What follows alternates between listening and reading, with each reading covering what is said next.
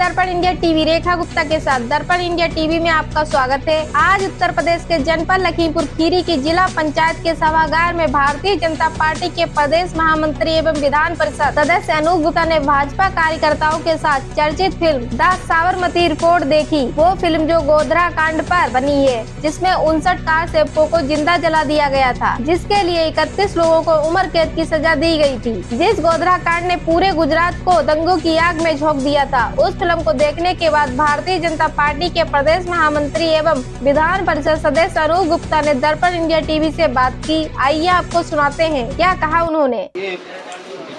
The Sabarmati report दिखाने का उद्देश्य क्या है? द साबरमती रिपोर्ट्स हम सभी जो राष्ट्रवादी विचारधारा को मानने वाले लोग हैं, तो उनको देखने का उद्देश्य ये है कि एक सच जिसको बहुत वर्षों तक देश के अंदर ऐसे नेटवर्क चलाने वाले लोग, जिसमें मैं किसी एक प्रोफेशन से जुड़े हुए लोगों को नहीं कोट करना चाहता, उसमें सब प्रकार के लोग, कोई एनजीओ चलाने वाले लोग होंगे, कोई मीडिया में भी ऐसे कुछ लोग बैठे हो सकते हैं, उस सब का काला सच सामने आ रहा है साबरमती रिपोर्ट की इस फिल्म को देख करके। और निश्चित तौर पर जब देश की सर्वोच्च न्यायालय, माननीय न्यायालय ने, उच्चतम न्यायालय ने ये बात कह दी कि साबरमती की बोगी को जलाया गया था, वो दुर्घटनावश नहीं जली थी, और ये जब सिद्ध हो गया है तो निश्चित तौर पर यह फिल्म आने वाले दिनों में देश के जनमानस को वह सच से सामना कराने का काम करेगी। और कैसे देश को तोड़ने का प्रयास, कैसे देश को विखंडित करने का प्रयास इस देश के अंदर बैठे हुए लोग करते रहते हैं। यहाँ एक वर्ग के लोग कह रहे हैं कि ये साबरमती फिल्म जो है हिंदू मुस्लिम एकता को भंग करने का एक उद्देश्य बनाया गया है, इसलिए इसको लेकर दिखाई जा रहा है। नहीं, साबरमती रिपोर्ट्स फिल्म किसी सच का सामना कराना चाहती है, सच दिखाना चाहती है, और वो माननीय उच्चतम न्यायालय के द्वारा बनाई हुई जो जांच कमेटी है उसके द्वारा ये बात पुष्टि भी कर दी गई, तो सच को दिखाने में दिक्कत है।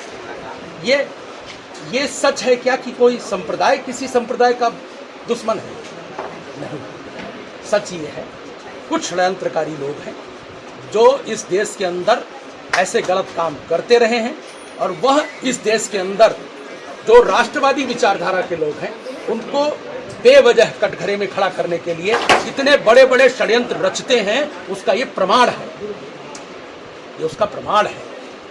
उन्होंने कैसे एक संप्रदाय को टारगेट करने का काम किया और दूसरे संप्रदाय को प्रयोग करने का काम किया, वो कौन लोग थे, ये इस बात का तस्दीक देते हुए साबरमती। भारत माता की जैसा कि उस समय जो है गुजरात दंगों को दिखाया गया, लेकिन गोधरा कांड को पूरी तरह से मीडिया के द्वारा भी बाइकआउट कर दिया गया। इस संबंध में आप क्या कहना चाहेंगे? निश्चित तौर पर हर स्तर पर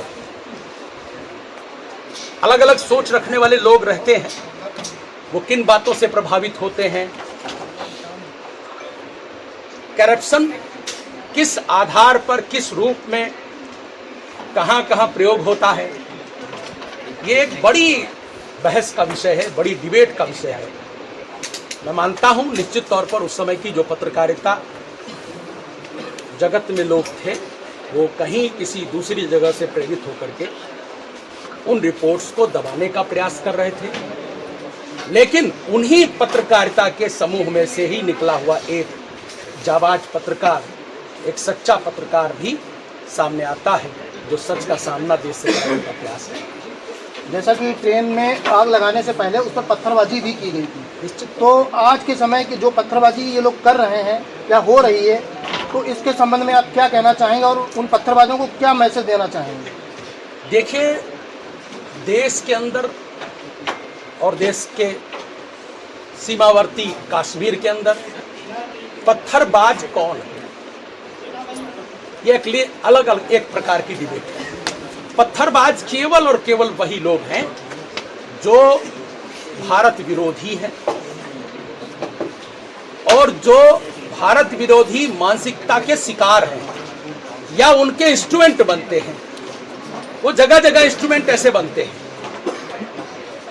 ये जिस पत्थरबाजी की आपने बात कही साबरमती ट्रेन के ऊपर, अब तो इस फिल्म के द्वारा स्पष्ट हो रहा है, और जो रिपोर्ट माननीय उच्चतम न्यायालय के द्वारा जांच कमेटी के द्वारा दी गई, उसमें बात स्पष्ट हो गई कि साबरमती की ट्रेन की बोगी को जलाने का प्रयास किया गया था और षड्यंत्र के तहत किया गया था। कोई घटना नहीं हुई थी, कोई विवाद नहीं हुआ था।